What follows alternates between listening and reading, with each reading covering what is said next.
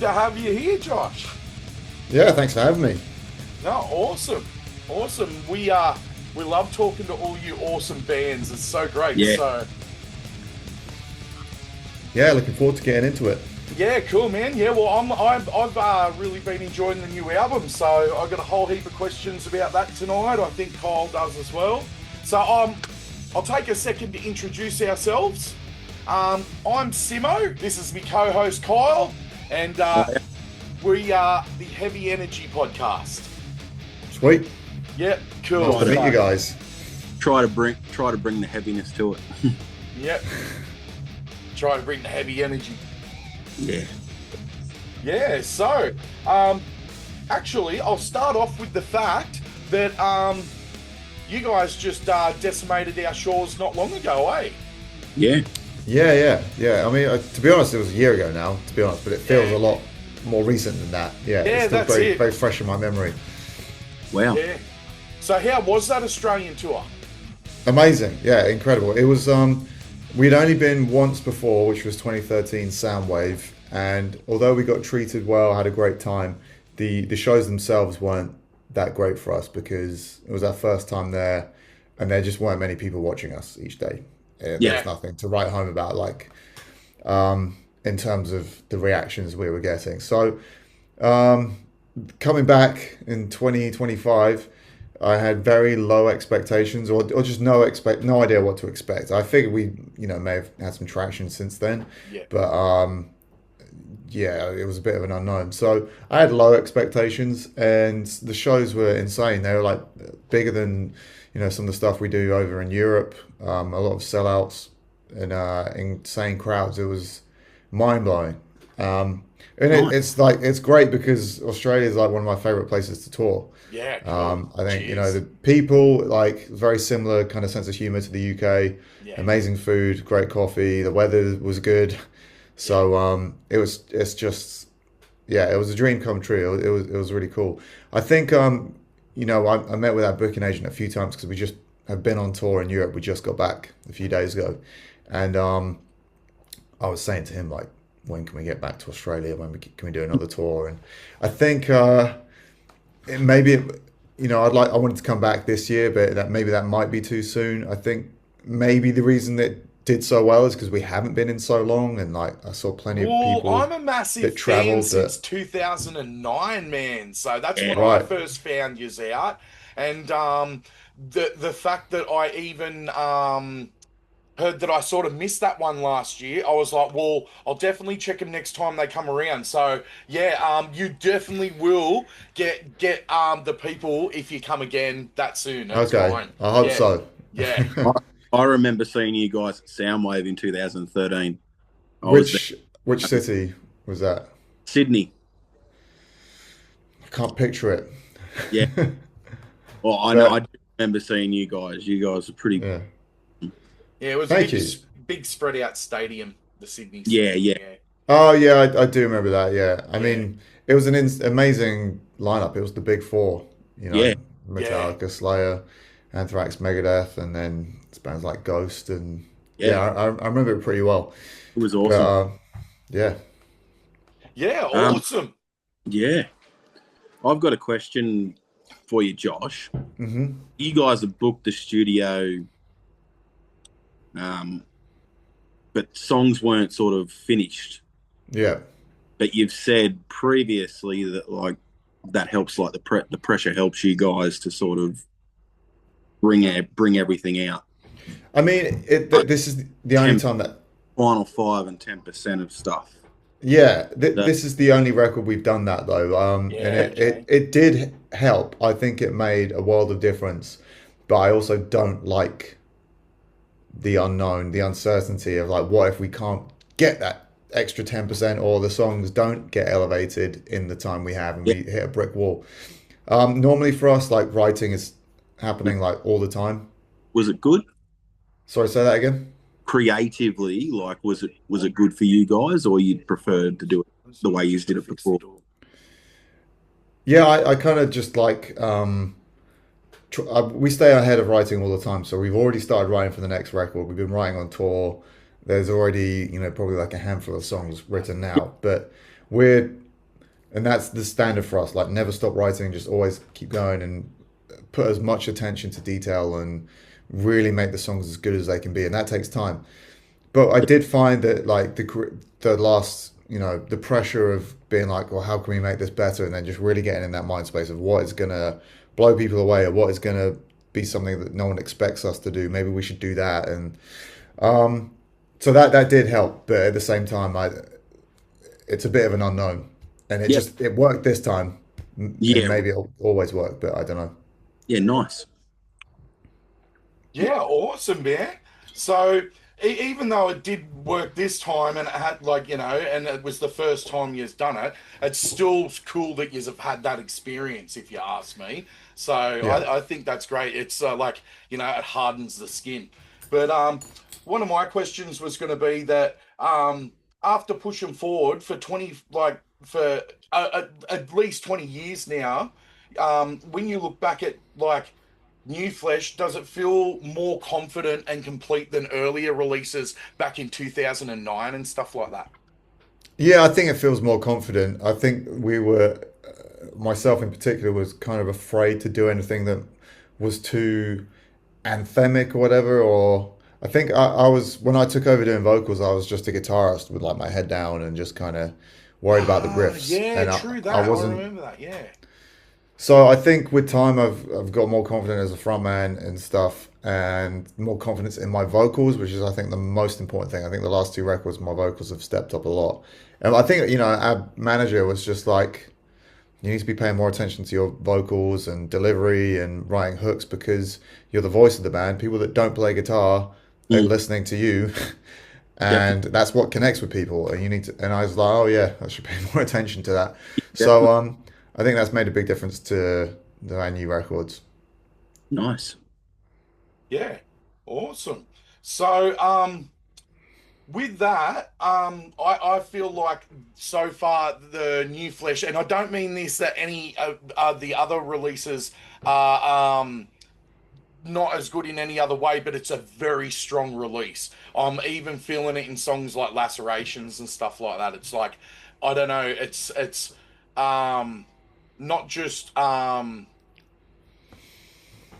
hooky, but it's also it's got so much original metal style to it, because I've even heard that you guys pretty much play standard tuning still these days. Yeah, we don't down tune much. We start off in E, which we did like 5 albums in just standard tuning, and then now we're at just a few notes lower in C sharp standard. But we're Yep. also writing again now in E flat, which is a bit higher up again. Yep. For me as a guitarist, I find guitars, once you start down tuning too much, it kind of loses that bite Yeah. and the snarl of the tone, Yep. and it doesn't Yeah. satisfy me as much.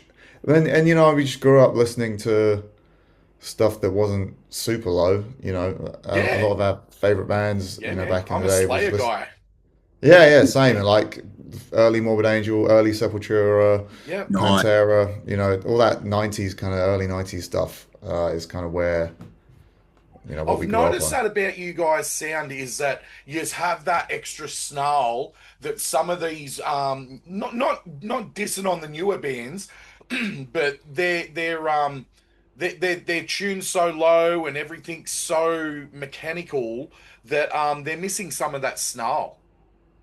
Yeah, I mean, for me, it's personal preference. Like, I do listen to a lot of bands with down tune, but what I don't really get excited about guitar tones when they get that lower Yep. than B, like Yeah. seven strings. I mean, I really don't like the sound of an eight string, but I do like, some seven string sounding stuff. But Yep. it doesn't sound like a guitar to me. So Yep. what excites me is that really like jing jing jing thing, which only happens when you're in a high tuning, and once you Yeah. down tune, that just shifts and turns into something else.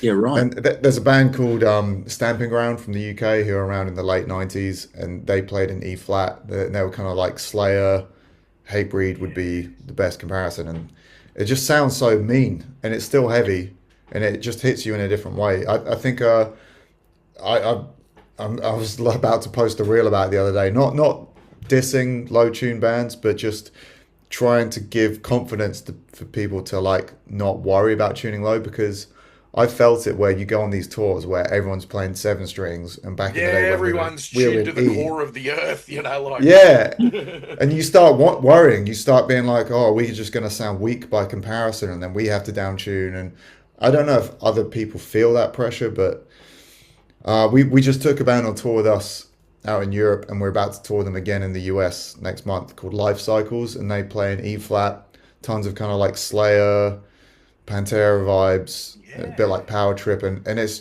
just Nice. so satisfying, and they sounded so good live, and it's super heavy. It was nice for me to be out front watching a band playing in like this a similar tune that we play in, Yeah. and being reassured that it still sounds heavy. You don't need to worry about I being think low. there's a little revolution going on with that where bands are starting to want to get back to more of that natural, older Mm, analog sort of sound. And when I say yeah, analog, like not analog, but you know what I mean. Like I it's know what you that, mean. Just a bit more yeah, stripped back. yeah, a bit more stripped back. Like people like, for instance, even though they are tuned super low, I feel like even bands like Knocked Loose are doing something that reminisces of some old stuff we used to listen to. You know what I mean? They're just doing Yeah. it in a new way. Yeah.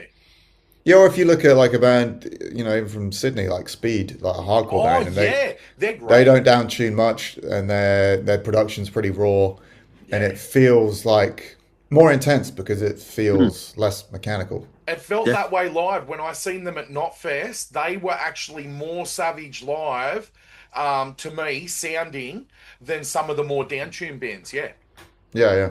yeah, yeah, for sure. yeah, nice. So tracks like Everywhere at Once feel incredibly like personal, and especially touching on like fatherhood and mortality and stuff like that. Has becoming a dad shifted the emotional like way you see and write? Because yeah, Um, we're both dads, both of us are, oh, so we nice. we can totally relate, man.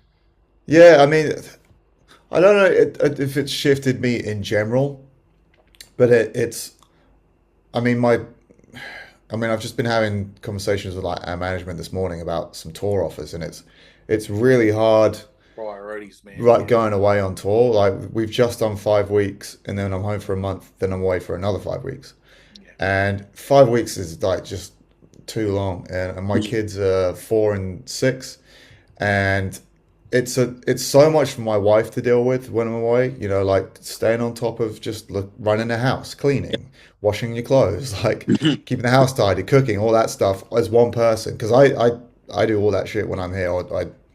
I do a lot of I do the cooking. I don't do the laundry because I'm terrible with that but shit. I feel you. But Even like me just and my you wife are a know team, so I feel you. Like exactly. with your So partnership, it's a team. It is. so I feel guilty about leaving for her and not being here to help with that shit. But then I also feel incredibly guilty for my kids, and although they're 4 and 6 and they can hold a conversation, to really drill it into their heads, like I want you to understand that you are more important to me than going on tour. It feels like I'm neglecting them, and I really am mindful of how my absence might affect them or the way that they might think that I feel like I don't care or whatever. And it's really, really difficult to navigate that. So being selective over touring is not something we're necessarily in the position to do because we're not the biggest band on the planet and we Yep. have to grow the band. But at the same time, I have to also be considerate of my family coming first. Yeah, So it makes it super hard just from that point of view. In terms of the writing, generally speaking, it doesn't change anything, but that song, Everywhere at Once, was very specific to the kind of thing that I've just been talking about and feeling guilty and bad about leaving my yeah, wife yeah. and my kids. And particularly that song, it also was just, I was having like anxiety attacks because it was our first time back in the States after Sylosis had been in a bus crash, which I have pretty bad, like PTSD, I guess you'd say, Yeah, up damn, from man. crashing. Yeah, I And I didn't was know just that like, part about the history. Damn. yeah, it was 2013. We were on tour with Trivium and Devil Driver, and we crashed. It was pretty bad. We got Yeah. out mostly unscathed. Like we had to cancel the tour and go to hospital, but no one was severely Wow. injured. Yeah. And that's always it makes touring a bit tricky for me. If I'm in my bunk and I feel the driver slamming the brakes on, I'm like arms out, like what the fuck's going on? And I'll sometimes I'll like shout like what the fuck, and like everyone else will be asleep, like Josh, shut up. But Yeah, it's pretty. That was just another thing. Like that song, like, I was just like, imagine how selfish it would be if I died in a bus crash No. doing this when I should be at home for my kids. You know, Yeah, I shouldn't be Yeah. putting myself in this. So it definitely, I don't know. It's tough. definitely. Over to you, Simo. Yeah, man. So I was reading some stuff about that you had inspiration from Videodrome and that nod to Cronenberg. Yeah, I mean, to be honest, that came about like kind of backwards. Like the lyrics came first, and the new flesh was just came to me, and I just stuck with it lyrically. Yeah. And then I was like, the new flesh, like, what's that from? And I remember Strapping Lad had a song that had All Hail the New Flesh. And I was like, yeah, but that's not from them, it's from Videodrome, a Cronenberg movie. Yeah. Okay. And then like I'd written the lyrics for the song, but there was just weirdly enough some similarities in what that movie's about, and I guess in like modern society and stuff. And also when I saw the movie poster again, I was just like, that sums up how I see the record, just the colors. So like blue, red, white, and Yeah. black, which is the same color as our album. So I definitely didn't. It's definitely not like inspired That by artwork or. is very striking too. Yeah, yeah, we're very lucky that Yeah. our guy Snake did such a good job. But yeah, the video drum stuff, it wasn't like we were like, right, we're gonna Not directly write a song like, yeah. about it. But I'll definitely give it its nods and respect Yeah, for sick. you know. Yeah, no, that's awesome. That's Rad. all. Yeah. So that's the thing. So with the new album and that, like you guys are just sort of like working the tour cycles and stuff like that now and just, like working through it and like I said, we'd love to have you here and again in Australia. One thing I'm going to hit you with right now, while we're just sort of in the middle of our show, Josh, is we love to actually have our guests just sort of do a shout out for the podcast. All you got to do is just say your name, your band, and that you're watching Heavy Energy. That's all you got to say. Cool. Hey, this is Josh from Sylosis, and you are watching Heavy Energy. Hell yeah. Thank you very much, Josh. No worries. Awesome. So we've got some more stuff here we want to talk to you about. Um, Cool. so that was just in the middle. We just could do the old um, shout out to the Heavy Energy. So with you've talked about chasing that first band practice and amps cranked loud energy with a track. Which track on the new Flesh do you feel has the most carnage live? Because the one that hits me and is my absolute favorite that really hit me hard was Mirror Mirror. Mirror Mirror, Oh, dude. cool. Yeah, Nice. I wasn't yeah. expecting that one, but yeah, that's a fun one for The sure. part where you literally say, "Take off your skin," and Oh yeah, I'm just like, yes, that is how you hit. That is a line. There you go. yeah. Yeah, I mean that's a fun one. I tried to put as much of that energy into all the songs, but for me personally, All Glory No Valor, which is track 3, or the first song, Beneath the Surface. I think me and our previous guitarist Alex Bailey, who's still a good friend of mine, like we refer to parts of songs like for heaviness, like that makes you want to flip a table. That's like our expression for like if the riff or the part feels like heavy, in the most primal sense. Yeah. Like, does it make you want to trash your bedroom if you're a kid? Yeah. Well, that's Like what when Mirror Mirror did for me. I was in yeah, the yeah, car and I could feel the pedal getting a little bit heavier, and I'm like, oh, hold on, I've got to pull back. yeah, yeah, I was starting to drive faster. yeah. I mean, for me, it's like the feeling that I got hearing the first Slipknot record as a kid. I remember like viscerally how that felt. Like Yeah, I man. literally wanted to just be like, ah, Yeah. like go crazy. And it's that's what I feel like Sylosis had been missing from our first full length record up to more recently. And we put out this documentary a couple of years ago about our early days because the band started in 2000. Yeah, our first album came out in Yeah. 2008. Yeah. So there's this Okay. So pretty whole much forgotten 25 period. years. Yeah. Yeah, yeah. Yeah. But 25 years.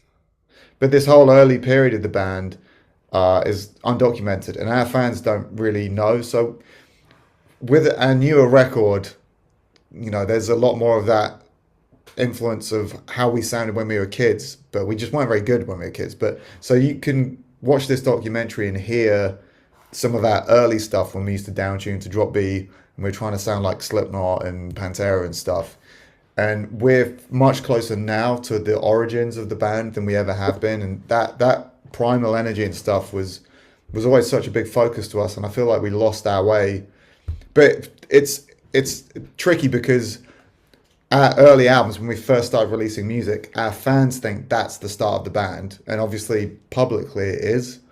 So for when I'm like getting excited about a new record, they're like, oh, they've changed their sound. I'm like, well, to be honest, this is as close to the start of the band as we've ever been. And that middle period to me is a lot of people's start of the band. But yeah, it really is. That's my start of the band for you guys. Like I said, I found you back in 2009, and Kyle seen you guys at Soundwave in 2013. And that was our period for the band. So I am so hyped to see that. What is that documentary called? And is it available to get easily, or is it something through? Oh yeah, it's just on our YouTube channel. So hell yeah! All right. Well, what I'll type do is in I'll put the link for Sylosis that in the early description. days. Yeah. Okay. Yeah, there you go. Early days documentary on YouTube, Sylosis. Awesome. I'll put the cool. link for that in the description as well, because I'm going to actually probably after this, because over here for us it's about nearly 11:30. I'm probably just going to sit and watch that for the evening on a Nice. on a Friday It's not very night. long. It's probably only like, how long is it? Oh, it's only like 20 minutes. Yeah, that's You'll be great. right. That's perfect. That's enough just to watch before I go to bed. So Yeah. awesome. I hope you enjoy it. I mean, it's Yeah. completely like, unless you were in our local town in Reading in that No, time, that's you so wouldn't cool. know That's that what I stuff. want to see. Because what we also do here, we talk to you guys international, but we go and do like gig vlogs and stuff for a lot of the local bands around here. Like I'm wearing an Evocatus shirt. They're from Scone. They're from the Newcastle area, Newcastle band. So that's the thing. We really, I love that local scene, and I want to see that era of you guys. That would be so cool. So I'm definitely going to Cool. check that out. I might watch it again because I haven't seen it in a few years. That's awesome. Sweet. So Nice. I'll keep that in mind. I'm like, maybe I'm watching this at the same time as him. Mm. But no, we are a little bit super fans from way back in the day of that period of like 2009, 2010s, 2010 Yeah. Sylosis. And even over the years, as the 2010s progressed, I seen albums coming out from you guys, and I would always add those to my streaming library. But the new flesh, the artwork for it is making me want to get my hands on a juicy vinyl from you guys, because Nice. that the artwork just screams hang on my wall. So last thing I wanted to hit you with this evening was the fact of your Sylosis is such a riff-centric band. Like, yous are literally riff-centric. I'm not saying that yous are not a drum-heavy band. The drums are very heavy as well, and the bass. But I'm just saying the riffs feel like it's where the core comes from. Coming up for some of the riffs for the new flesh was sort of like going through your mind? Obviously, now you've just sort of said to us that you were getting back to the older state of the band. So, yeah. Yeah. I Where mean, did some of these riffs come from? Because the riff in Mirror Mirror just makes me go, oh, that's disgustingly awesome. I mean, the main riff to that one was inspired by like 90s Fear Factory, like the That's what I was But thinking. I'm like, to this has got an industrial sort of vibe to it. to Yeah. be honest, I've gone back in recent years and I've just listened to so much of the stuff that I was into around the year 2000 when I was a kid. Like I remember one Christmas I got a handful of records that are like still in my top 10 of albums. Like one Christmas I got Far Beyond Driven by Pantera, Bloodthirst by Cannibal Corpse. I got Tool, Enema, and like this band from the UK called 1 Minute Silence, who's like a new metal band. I But I still remember go back them. and listen to that. They were great. They were great. I But remember them. there's a ton of groove to all those records really. But for example, Beneath the Surface, there's a riff, the main riff, Yep. that is a reference of a riff from our very first demo from 2000, 2001. And Hell it was a yeah. bit of a crap riff, so I just made it a bit better now with Yeah. my knowledge. Yeah. But I appreciate what you're saying. I think like the riffs, like being a good riff band is the focus for us. And I think going back to what you're saying about tuning low, I think just when you tune a bit higher up, you can really hear the riffs, and it puts more emphasis on your riffs being good, you know, because people can hear every note. It's not just a wall of mush. Yep. So I think, yeah, we pride ourselves on that. And I think I've done my homework on studying heavy music as a fan. Like I listen to so much thrash, death metal, Yeah. and stuff And there's that so my many knowledge of different riffs. flavors. So, you take all of those flavors, like you were saying, there's a little bit of Fear Factory there, and there's a little bit of the old riffs from early Sylosis there. And so Yeah. it's all just riff DNA, really, isn't it? Like even me and Kyle jam, and we've got our own band, and I make my own metal as well, like a side project that I do. It's a little bit more industrial, but we totally are musicians with you, so we totally get that. And I actually, with my industrial project Jackal Crow, I tend to not really tune any lower than just a drop D on the top string. And Yeah, like, nice. yeah, being that sort of like Ministry, KMFDM sort of style industrial stuff. I Yeah. don't feel like you really want some of that high end there. And everyone for the last decade or two have been like literally just scooping all the mid out, but I try to like leave a little bit of mid there, even if it is just a little bit. Do you Yeah, yeah. scoop the mids, or do you leave a little bit of mid there? They're pretty scooped. I think I Yeah. scooped my mids like down to like one on a 50 on 50, but But that's what there's I a mean. lot of, Even one or two, it's still leaving a yeah, little bit of yeah. mid there. It's I just mean, like it's not that it's just gone. for me personally, I hear a lot of more modern bands and it's all mids. It's very like nasal to me.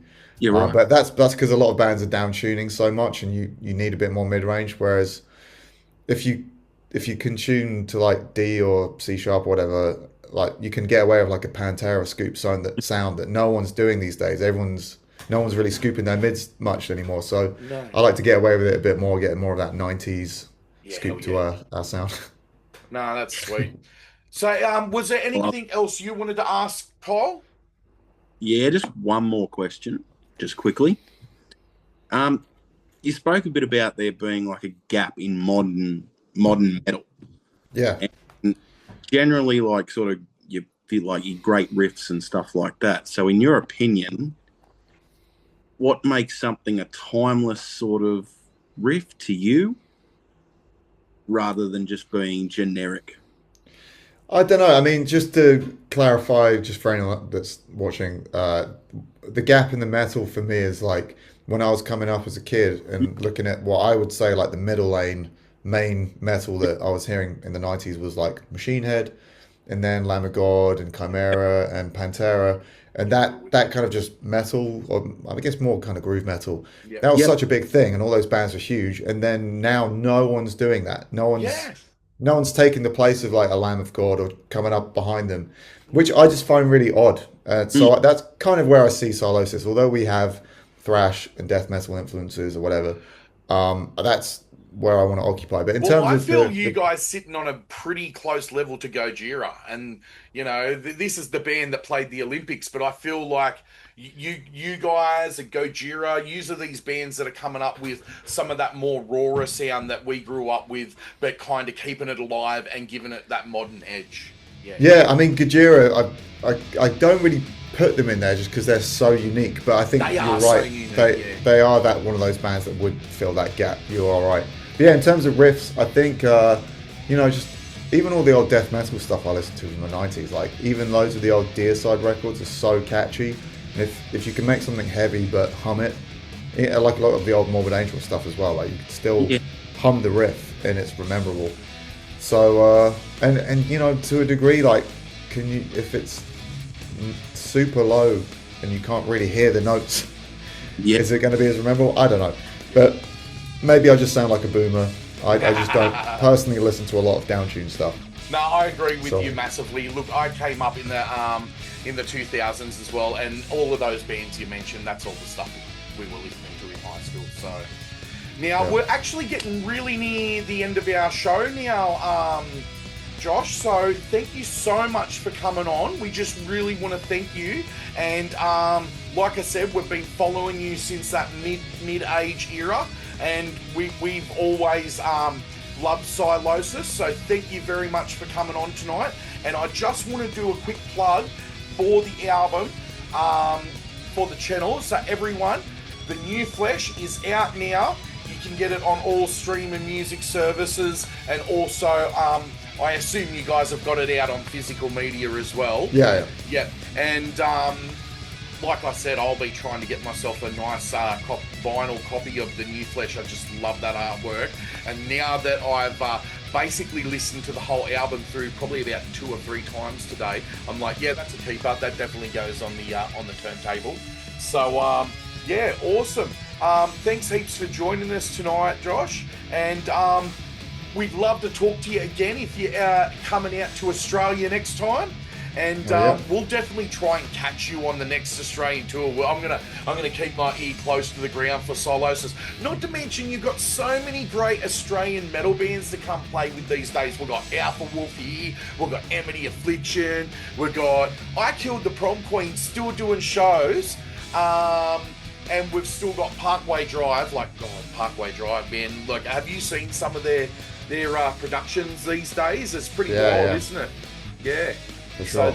So yeah, come and play with our bands. We'd love to see you come and play with our bands. We'll try. Yeah, awesome. Cool. All right, well, thanks for having me, guys. All right, have a good cheers, rest of your night. Josh. Stay metal. Cool. And as we always say on Heavy Energy, stay metal, metalheads. And rock on. Yeah, and as Kyle always says, rock on. And we will catch you all on the next one. And thank you very much, Josh from Sylosis, joining us tonight on the Heavy Energy Podcast. Thanks a lot, guys. Take care. See ya. Cheers, man.